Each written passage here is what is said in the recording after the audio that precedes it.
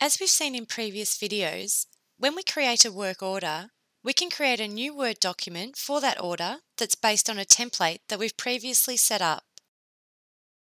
From our Maintenance Task screen, we can go to the Action field here and click on New Word Document and then Send Work Order to. This opens up the work order like this. So this template has certain information on it that we've asked Shintaro to write to the Word document. So let's have a look and see how we change or set up this Word document so it has the information that we want to contain and that it has our own logo. The first thing we need to do is tell Shintaro which Word template we're going to use. That Word template is just a Word template file in the Templates folder. So let's see where that is. The Shintaro data folder on our network drive contains a subfolder called Templates.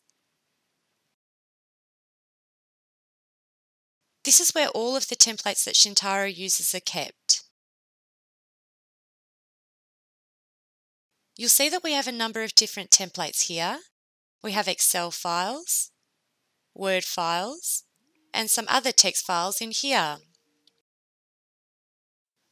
If we have a look at these .dot files, these are a type of Microsoft Word template. If we look over here in the Type column, we can see that these are Microsoft Word 97 to 2003 templates. If we scroll down a bit, we can see .x files. These are Microsoft Word templates for 2007 and 2010 versions. On your PC, you may not be able to see these or .x extensions, but you will be able to see the type. So look for documents that are Microsoft Word templates. The one that we use for our work order is the trade email . This can be anything you like, but we have set this up as the trade email .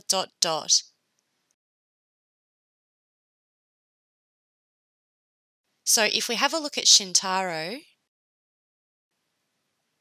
from the home screen, into System Maintenance, Reference Tables, and scroll down until we find the Parameters table, we have a look for the Maintenance template, and this is the file that we're going to use for the template, trade email . This must be exactly the same as the file in your Templates folder. If it's a Word 97 to 2003 template, it must end with . And if it's a 2007 to 2010 template, it must have .x. So you would probably leave this as trade email, which it probably is right now in your system. Now let's go back and have a look at that template. When we open a template to look at it, we must right-click on the file and select Open. If we just double-click it, Windows will create a new Word document based on the template. This means it will just be a Word document and not a template. So we must always right-click on the file name and select Open to edit the template. We will often get this message: opening this document will run the following SQL command, and to this we will just say no. So now we can see the Word template open. Up the top here it says it's a trade email ... because this is a template. We could now get rid of that logo and put our own logo in here.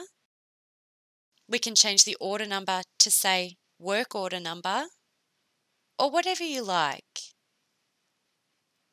We can format the size of the text in the document. And all of this can be done with our normal Microsoft Word ability. If you've never used mailing lists with Microsoft Word before, we'll have a quick look and see how this works now. The The Microsoft Word templates in Shintaro rely on a mailing list function of Word. If we look at the top here, we have the tabs. This version of Word is the 365 version, but if you're not using this version, there'll be a similar type of tab menu in your version. So we click the Mailings tab at the top here. Once we click this tab, we can see that the icons that are grayed out here are what we need to access to insert the fields into the document. The fields in the work order here are how we tell Shintaro what information we would like to put into our document. We can see the fields in this document have two brackets around them, which denotes that they are a field that's going to be updated by Shintaro, so the value of those fields appear in those places. For example, the order number for the work order will be here when we create it. Now, in order to link this document or any document to Shintaro, the first thing we need to do is select recipients. This may already be done, and if it is done, the other shortcuts on this menu will be active. If they're not, we need to select Recipients and then select Use Existing List. The existing list for a Microsoft work order is in the same folder as the templates. So if we go into that folder, in this case I go into this PC, into my C drive, Shintaro, Data, and then Templates. In your case, it may be the S drive Shintaro Data Templates or X Shintaro Data Templates or something like that. And when we are in here, it's always maint.txt. Maint.txt is the source of all of the fields that we're going to use in the work order. So that's the recipient. So we click on that and open, and here's the recipient list. So now we can see that these fields are enabled. If we wanted to insert another field somewhere, we can click to where the cursor is, go up here to the drop-down list, and select which field we would like to insert. Say we want to put the urgency for the job. We would select Urgent from this drop-down list, and Urgent appears in brackets here. We could then type a heading such as number of days to be completed next to this, make it bold, and let's make the text larger. When we go back to Mailings and into Preview Results, we can see that our template will now show the text that we have written for the number of days to be completed here, as well as showing that field as the number of days here. If you click on the Insert Merge field name here, we see a list in the pop-up box, and if we double-click on any of these entries, they'll be populated into the screen where the cursor is.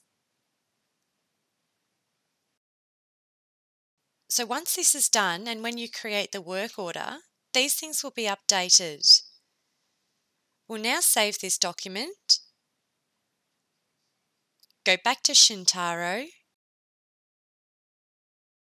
and when we select to send the work order to a new Word document, you will see here that we have the field that we added with the number of days to be completed with the urgency. Maintenance request is in a smaller text, and we removed the MDB logo. So you can make any changes to this template that you would like.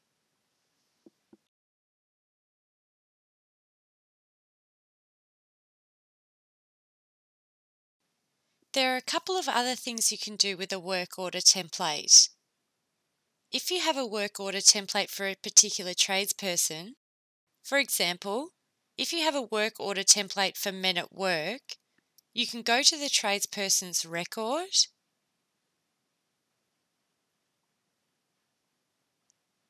and enter the template name in this field. If you were to enter in men at work ... Shintaro will look for a Word template called men at work ... in the templates folder. Another thing you can do with work orders is to CC an email address into any work orders or quotes that you email to tradespeople. If we go to the home screen and into System Maintenance, Reference Tables, and Parameters, if we scroll down to Trade Email and Trade Email To, we can put an email address in this field. I'll put my email address, anna@mdb.com.au, and anytime a work order is emailed, a copy will then go to this email address also. We can have up to 2 email CCs in here, so we could put another email address in Trade Email To, and this means whenever you send the work order or quote via email, if we have email addresses in here, these people will get a copy of the email.